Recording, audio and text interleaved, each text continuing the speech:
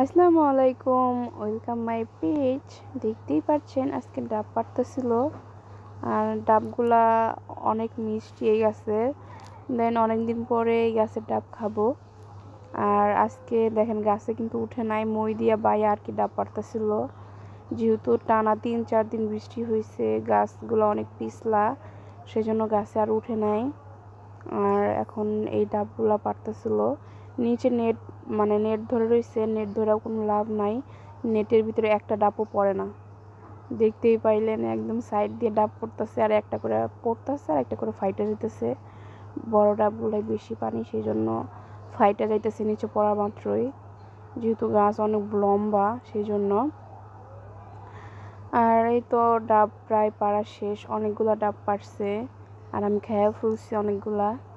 আর এই তো দেখেন ছোট্ট ডাব, তাও কত পানি, মানে কি বলবো, এত পরিমাণে পানি হয় এই গাছে। বড় ডাবগুলায় পুরা, মানে এই যে মগটা দেখতেছেন, এই পুরা মগের 2-3 মগ হয় বড় গাছে, মানে বড় যে ডাবগুলো হয়। এগুলো তো ছোট ডাব, আর পানিগুলো অনেক মিষ্টি হয় বড় ডাবের, খাইতেও অনেক মজা, অনেক টেস্টি হয়। অনেকগুলো খাইছি, আবার অনেকগুলো আম্মু দিয়েও দিছিল।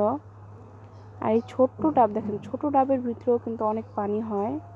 তো আজকের মতো এতটুকুই। আল্লাহ হাফেজ, আসসালামু আলাইকুম। আমাদের ভিডিও ভালো লাগলে অবশ্যই লাইক, কমেন্ট, শেয়ার দিয়ে পাশে থাকবেন।